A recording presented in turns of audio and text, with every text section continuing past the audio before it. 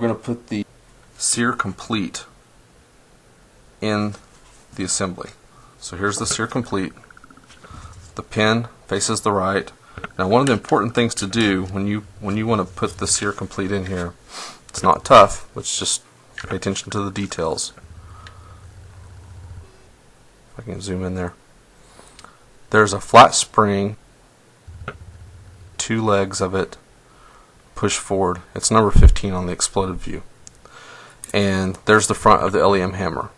The sear complete just pushes down in there, but the important thing to do is the little spring that we put on there, the cocking piece spring, reach down with your dental pick, grab that, and just pull it back and hold it.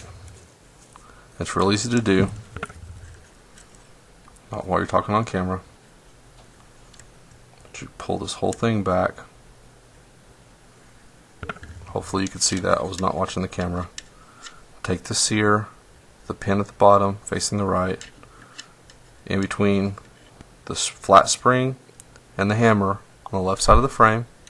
So I have it positioned up against the left side of the frame. All you do is just push straight down, and it literally just clicks in place.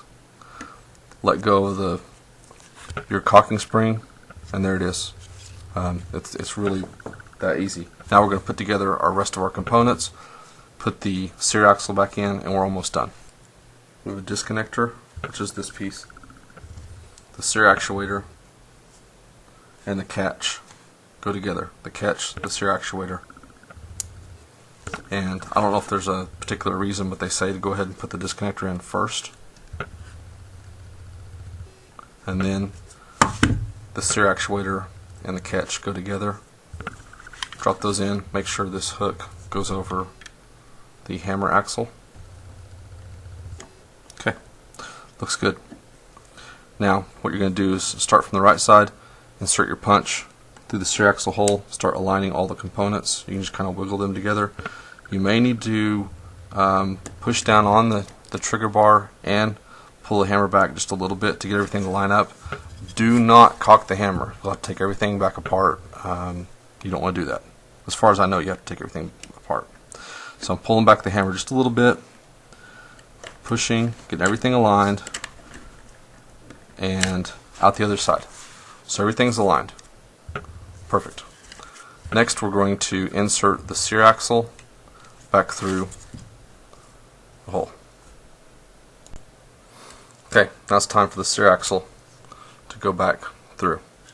What we do is we pull the roll pin out just to the edge, start the sear axle in this left side of the frame. It's going from left to right, and we'll just kind of wiggle this. We may have to put a little bit of back pressure on the trigger to get it started, and once you kind of get it started, you can just kind of wiggle and everything will go in place. Just be real patient with it. That sear axle is a tight fit, so you want to make sure that you get everything lined up just right. See that it's protruding out the right side of the frame? You don't want that.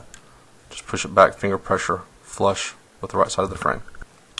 Make sure that we have the hammer spring pushed all the way back.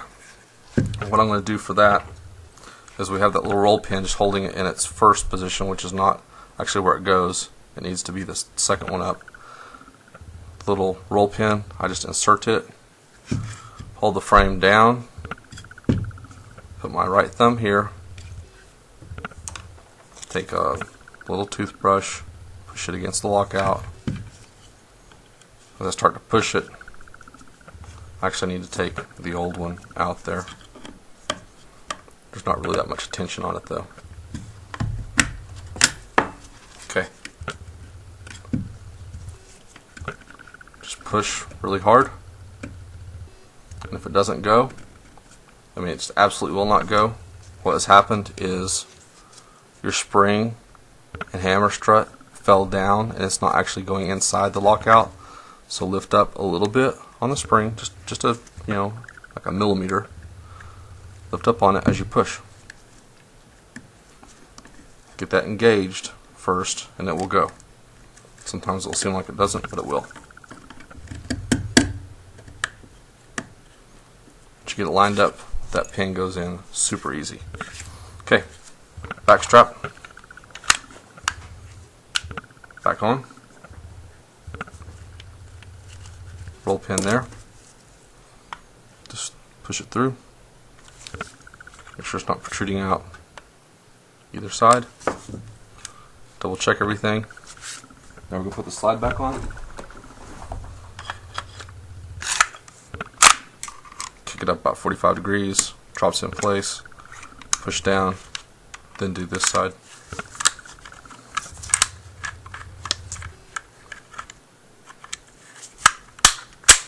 Okay, so here you go, complete.